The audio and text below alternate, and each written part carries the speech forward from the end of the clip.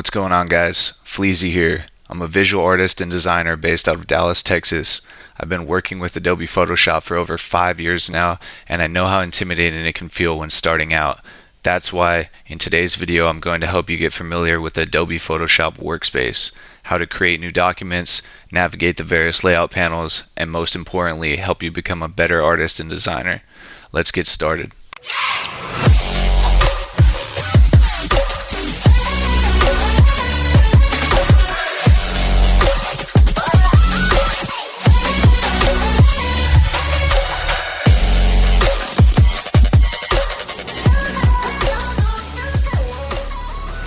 Okay, so the first thing we're going to go over today is how to create a new document. So when you find yourself in Photoshop, this is going to be the base layout that you see. When you want to create a new document, you're going to go up here on the top left corner and then hit File, New, and here's where you can adjust all the different settings. So now I usually work in inches. We'll start out with something like 8 by 8, just a perfect square. Resolution, this is going to be how many pixels per inch you have, or PPI or DPI. So now if you go to 72, this is the usual format that you're going to see for visuals on a screen. Now if you're going up to do something in print, or like a graphic that's going to be printed out, then you're going to want to have something that's more high resolution, like a 300 DPI or at least a 240. 240 is like the minimum you want to have if you're going to print an item out. So then you would hit create and it would bring you to this blank template. This is the blank workspace for Adobe Photoshop. Okay, so once we have our new document created, the first thing I want you guys to notice is on the bottom right of the workspace is what we have called the layers panel. Now you'll notice this first one titled background is here, and this is the base layer that's automatically going to be loaded into any new document that you guys will create. Now you'll notice also that there's a little lock icon right over here where I'm hovering my cursor. This means that I will not be able to do anything on top of this layer. I can't draw on it, I can't create a shape on top of it, I can't do anything. So the way that we get rid of this lock icon is by double clicking on this layer, and then we'll rename it to background and then hit OK. Once we do that and hit OK, then you'll notice the lock is gone, and then we can hit something like B in order to bring up our brush and start painting on top of this layer. Now in order to get rid of this drawing that we just did with the brush, you can hit Command or Control Z and that'll redo or undo. So you could get rid of the drawings that you just put on it. And then if we want to create a new layer and not draw on the background itself, because if we start drawing on this background, right, and we come down here to the little icon that's on the left of the layer, you'll see the little eye icon. If we hit that, it'll make this layer go invisible. So when we do that, all of it's going to be gone, because if you noticed, we drew directly our black drawing with the brush, we drew on top of that background layer. So now let's hit Command Z again to get rid of that drawing that we did. And we're going to go down here on the bottom right. You're going to see this little plus icon on the bottom right in the layers panel. Click that and it'll create a new layer. Then we'll name this to brush, and then we'll hit B again to open our brush, and then you can just click and drag, draw a shape, you know. Now once we have this, it's on a different layer above the background layer, because you can see this works in a hierarchy. So now that the brush layer is on top of the background layer, if we were to hit the eye icon again to make it go invisible, then boom, it's gone, but not our background. So these are two separate layers now, and we're working on top. So now if we wanted to have a different color brush, we could come over here. So on the left, you'll see these two colors, the black and the white. These are the standard colors that come with the new document layout. Now I'm going to go up to red real quick just for an example, and we're on B again, and I'm going to create another layer and say red brush. Now if we draw on top of this one, you can see if I hide that on the bottom right again in the layers panel with the eye symbol, I'll hide it and it's no longer there anymore. Now if we wanted to merge these two layers so that they're on the same layer and not separate anymore, what we can do is select one and then hold shift, select the second that you want to select, and then we're going to right click and we're going to go down here to where it says merge layers. Now once you click merge layers, it's going to flatten those two layers into one. So now again, if we hit the invisibility icon, it's going to make both of these disappear. And so boom, that's how the hierarchy in the layers panel works. And if you want to move around these layers, it's easy. All you have to do is drag and drop. You could take the background and bring it on top in front of the brush layer by just clicking and dragging above until you see the little blue bar, let go, and now it's like that. So it's standing above the brush layer. So if we want to undo, hit Command Z and we're back to normal. And you can hit Command Z up to 20 times to go back in time. So now if I want to undo what I just did of creating these two brush layers into one, I can hit Command Z again and we're back to normal. Or I can go further and just delete those layers by Command Z. Now we're back to the start of our background layer. Okay, so the next thing I want to show you guys is the Tools panel, which will be found on the left-hand side of the workspace. You'll see all these different icons, which all determine different tools that you can use in your design process.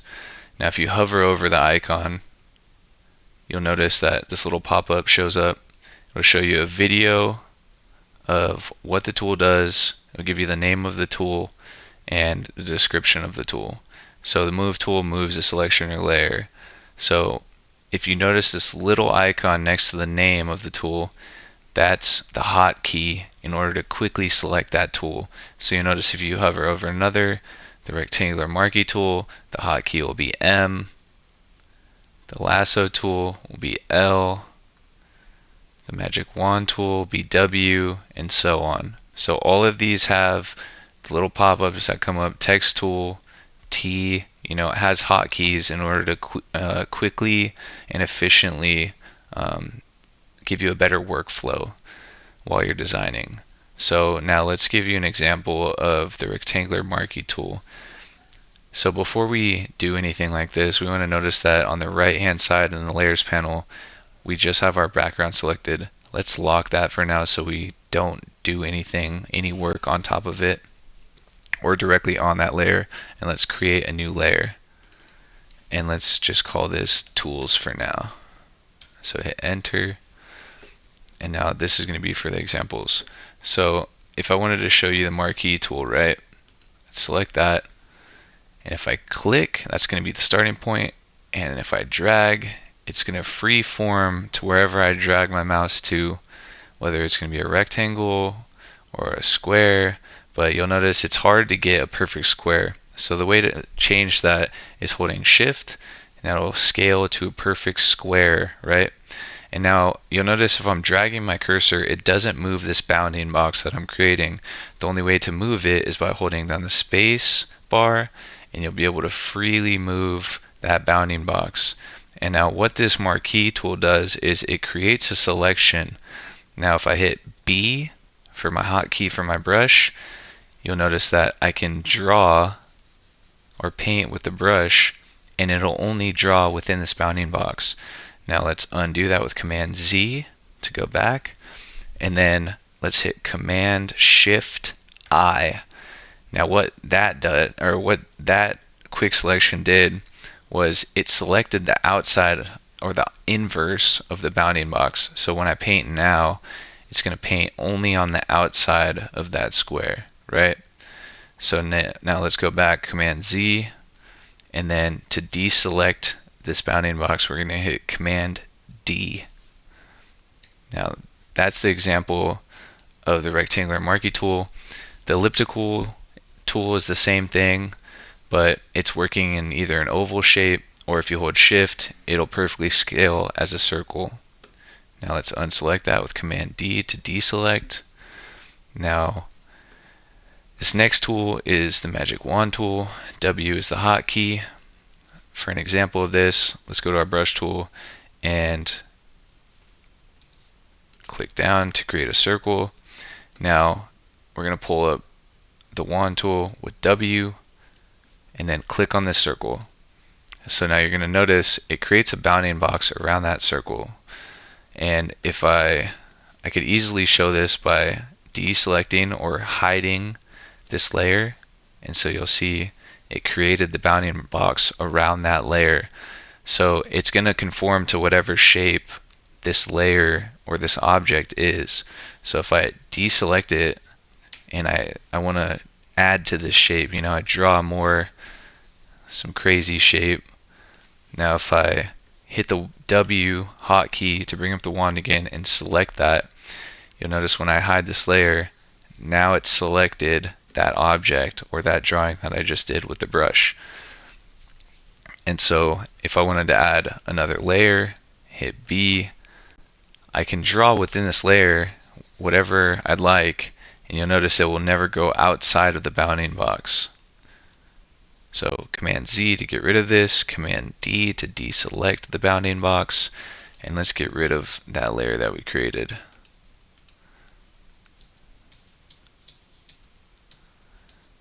Okay, so now we're back to our regular circle, and let's go on to the next one. So the material eyedropper, I've never used this tool. I don't find much use in, or haven't found any use for this tool yet, so I'm not going to explain it here today. So another thing that I should note is if you look on all these icons, some of them have the little right arrow on the bottom right corner of the icon. What that is you can click down on that tool and it'll bring up different options, right? So with the brush tool, I can click, hold down, and bring up pencil tool, mixer brush tool, etc. The wand tool, you have the wand tool normally, and then also a quick selection tool, which is similar to the wand tool. I'll show you real quick. The quick selection tool is you pretty much can drag. If it's different colors, it'll select colors that are closely matched to the color that you're dragging over, and it'll select the bounding box or create a bounding box around that color and shape, right? So different forms in your images, like say you're trying to cut out a picture of a flower and you want to remove the background, well, you can easily do that with the quick selection tool.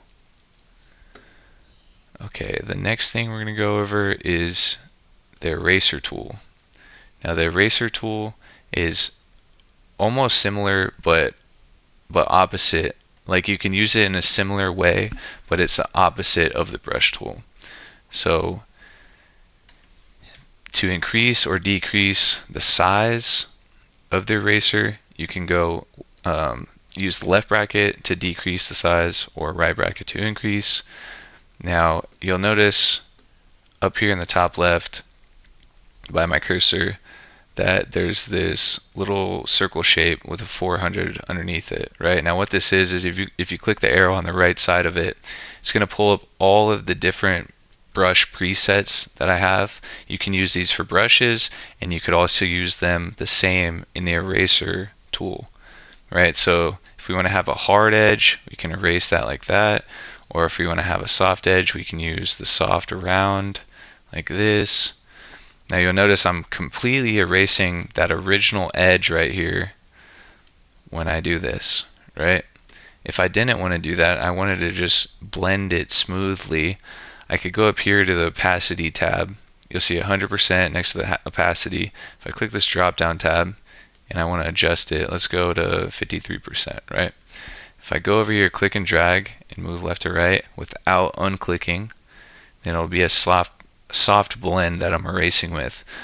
Now if I let go of my mouse key and click again, it's going to do another 53% erased. And if I click again, another 53, and so on until you get a nice soft blended edge until it disappears on the end. So that's one way you can use the eraser tool. So let's go back, Command Z a few times to get back to our original circle and move on to the type tool. So if you click and hold here, I'm sorry, my system lagged a little bit right there. So let's get rid of this. Alright, now if I click down and hold, it'll bring up two options, the horizontal type tool and vertical type tool. Pretty self-explanatory. If you use the horizontal, you're going to be able to type in horizontal position, but you'll notice right now my text is not showing up. And what that is because currently if you look over here on the right in the properties menu or the properties panel, you'll notice that my color text is white and I'm typing on a white background. So now I could click this on the right side and go up here. Let's change it to red, hit OK. You'll notice that didn't work. So what we have to do is we have to drag across the text to highlight it. Go back over here on the right hand side in the properties menu. Click the color swatch, go up to red and hit OK. Now we have it. Now to click out of this tab, you can't do it normally where if you have this selected, you can hit V for the hotkey for the move tool to click out, but that doesn't work because if you do that, you'll hit V and it'll change the text. So let's hit Command Z to go back, and we're going to just click out with the text tool somewhere else. And once you do that, then you can hit V now and deselect this. And now if we hit E for the hotkey for the eraser, you notice I can't erase this item yet because it's not rasterized. So what rasterized means is if you go down here on the bottom right of the layers panel, you'll notice this is the fleasy text that I just wrote, and you'll notice it's T, meaning it's a text item, so you can't erase or do anything to it yet. So let's right click on this layer panel or on this layer and go up here to rasterize type. Now once we do that, if we go back to E for our eraser tool, we'll bring up the opacity and we can erase it now. And you can, get some nice soft shading, do a bunch of cool stuff with this. So now we have that. The text tool, the vertical works just the same way, but just vertical. So that's a quick example of that. Let's get rid of that. And then let's move our way to the pen tool. Now the pen tool, I had a little bit of difficulties learning how to use this tool. I don't use it too much, but with a little bit of practice, I'm sure you can get the hang of it as well. A lot of people just have difficulty when they're starting out to learn how to use the pen tool correctly. So if you notice, if I click, this is going to create an anchor point, but if I click and drag, it's going to bring up these two little handles. One is vertical and one is, or both of them are vertical and horizontal depending on the way that you rotate it, right? So now if I want to make it completely straight up and down or left and right, I can hold shift and it'll click. Now if I rotate this with my mouse and I'm holding shift, it'll rotate in 15-degree increments. Okay, so let's keep it vertical for now. Let go of that. Now to create a new anchor point, I'm going to click and hold over here, and you'll notice I'm going to hold shift and drag up, and this is going to, or drag up here, and this is going to create a perfect half circle. And I can do the same thing that I did with the circle or the elliptical selection tool and hold space in order to move that anchor point. Right now if I let go of it, then it's going to go back to the starting point. It's going to connect to the starting point. I can hit enter, that's going to confirm the shape, and then if you go into the layers panel on the right hand side, you'll notice that this is automatically titled shape 1, and you'll notice this little icon, this little square connected icon, that's the shape symbol. If we want to get rid of that and make it not a shape anymore, we could do the same thing we did with the text. Right click here, go to rasterize layer, boom, we'd be done. But to show you guys how this next tool works, which is the direct selection tool, we're going to come down here, and now we can click on this shape and it'll show you the anchor points, right? So what that does is if I click on this anchor point, it's going to bring up the handles. Now I can click and drag these and it'll change the curvature of that shape that I have, right? Or I can delete an anchor point or a handle altogether and it'll undo it. But let's go back, Command Z, and click out of here. Okay, now the next tool is, this is similar to the marquee tool, but there's a difference here. So if I have the rectangular selection tool or the rectangular tool, I can click and drag and it'll do the same thing. If I hold shift, it'll square out the dimensions. If I let go and drag, it'll do a free form, right? Hold spacebar, can move it around. If I let go, it fills the entire shape.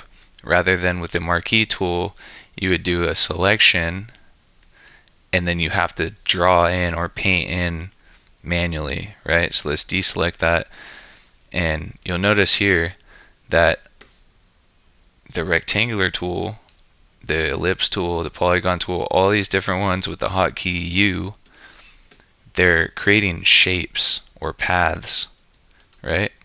So if I select it and you look in the layers tab on the bottom right here, you'll notice that it has the same icon as this shape, right? So if we want to select both of these and rasterize both of them, we can click on the first, hold shift, click on the second, and then right click, rasterize layers, and that's how you can rasterize multiple layers at once. Okay, so the next thing we're going to look at is hand tool. This one, I don't use it often. I usually just scroll side to side to move around. You can do it just by scrolling on your mouse, right? But the hand tool does the same thing. You just have to click and drag to move, right? And now the way I zoomed in, there's two different ways you can zoom in.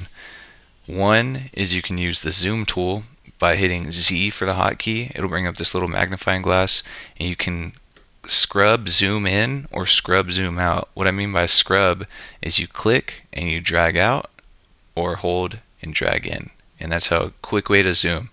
Now another way you can do it, if you have another tool and you don't want to pull up the zoom tool and get rid of your current selection, you can hold down Command or Control, whether you're on Mac or PC, and hit Command minus to go out or Command plus to zoom in. Okay, now you'll notice that this is the zoom tool over here. The next thing is a frame tool. Now this is going to pretty much be like a crop type thing. You can make a frame here, but there's even more tools to select from down in the bottom. Now all of these I'm going to go further in depth in another video, but today's video I just want to get you guys started, help you guys out, understand the layout, the workspace. Another thing I should mention here is if you guys want to move any of these panels, you'll notice if I select a panel, like I'm on the right hand side by the properties panel, if I select right here, you'll notice my cursor goes to a little arrow key. I can drag this out to increase the size of that panel. I can do it in width, and I can also do it in depth or height. Okay, so there's ways that you can move around. I can even do something like, say I want to go to my adjustments panel, which has different options as well that I'll get into and discuss in a future video. But I can click and drag this tab, and I can have it as a separate panel. Okay, so the next thing we're going to talk about is layer styles. So we have all these different items that we've created in different layers in our workspace. We could find all these in the layers panel on the bottom right. Now say we want to change the color of this circle. Well, we can select it with the selection tool, it'll highlight it in the layers panel. And now if we double click on this layer, it's going to bring up a menu called the layer style menu.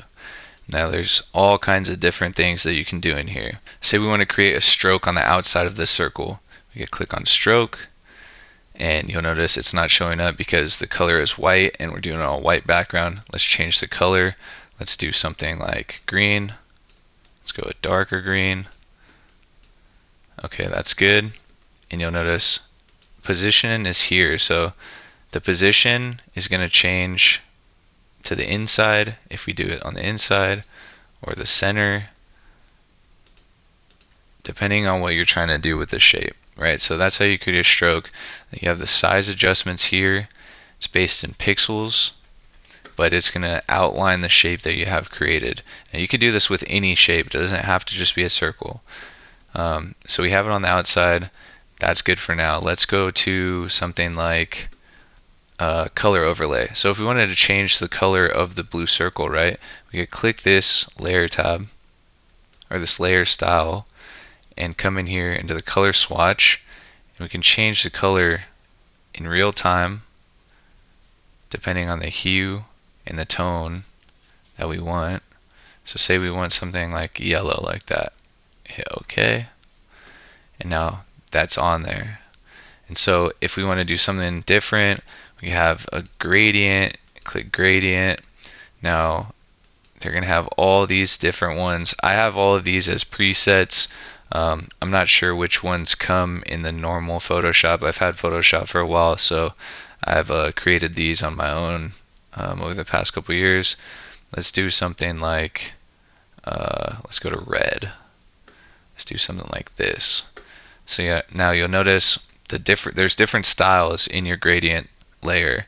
So you can click this, and you'll notice if you go linear, it changes the style of the gradient. A radial will be more of a circle gradient from the center. And something cool that you can do is if you hit this reverse tab in the layer style, it'll flip it. It'll inverse the gradient style, right? So let's put that back. Let's do something like reflected again. Hit reverse. And you'll notice how it changes the gradient from left to right. Like if you watch right here and I hit reverse, it'll switch it. So that's something cool that you can do. You can also do or add things like pattern overlays. Now I've made a good amount of these myself. I've also got some as graphic resources and then created them as patterns. So there's a bunch of different stuff you could do. Some of the ones I love to use are damask patterns. Now you'll notice it's not really showing up much right here, and what that is because it's the scale, the size of the pattern itself. If I scale that down, you'll start to see more of the pattern. So there's something like that. You could change it however you want. You know, there's a bunch of different ways that you can go about doing this, get the right size that you want, etc. Let's say we want to have the gradient on, and then we want to make this whole circle look like it's popping out from the background. We could do something like a drop shadow. And now what this does is if you change the angle, it's going to change the angle, and this little bound, or this little viewport right here, that it's going to be showing you the angle of where the shadow is going. So if I'm going to 40, let's go 40 degrees. If I hold shift, it'll go in even increments of 5. So let's go 30 here, and it's going to show you that the shadow is going to be on the bottom left, right? You can change the opacity here to make it a heavier or lighter shadow. You can also change the distance, how far away you want your shadow to be from the object itself. Let's do something like 500. And then once I click out of that, you'll see how it's much further away, giving it more depth. So there's a bunch of different things that you can do in these layer styles, right? So let's say OK. So now we have that. You'll notice in the layers panel on the bottom right that it's going to have layer effects. So the stroke that we added, the green stroke, the gradient overlay that we added to the circle. So it used to be a blue circle, and now it's like purple to orange, and then the drop shadow. Now say we're moving this around, right? But we want this to be a flat layer. We want to make it all into one thing and not have this layer effect. We can right click on the effects and we can either disable them, which will get rid of them, or we can let me see. Let's right click here and hit rasterize layer style. Now it's going to flatten all those layer effects into the layer, and so now we have a new object that's all one without the layer effects, right? But say I didn't want to do that. Let's go back, hit Command Z to bring the effects back up, and now you'll notice if I double click on this layer itself, then it's going to bring up the entire option, right? It's going to open up to the blending options, which is the first thing. But if we want to close out of that and click a specific effect that we're trying to get to quickly, we can, let's go to the drop shadow. So we can double click on the drop shadow and it'll pull up the drop shadow directly. So it's already selected, it's already highlighted. That's an easy and quick way to get around when you're trying to work under pressure, work fast. So let's keep that. Let's flatten this for now. And boom, there you have it. So the last thing I want to talk about is layer blending options. Layer blending options and layer style blending options. So what a layer blending option is if I select this rectangle, you'll notice that it's on top of our circle. Let's rename this to circle. Now you'll notice I have the rectangle on top of the circle, right? If I drag the circle above the rectangle, it's going to fall behind, right? So let's undo that and let's click the rectangle and come up to this little drop down menu where you see the text normal. Now if you click on this, it's going to bring a drop down menu of all kinds of different blending options. Now if you hover over one, it'll show you the change in real time in your viewport in your workspace. It'll show you what it's doing. And so these are different ways to mesh two layers together without merging the layers together. So there's different options and different ways to go about this. So for example, let's double click here. Let's add a pattern here.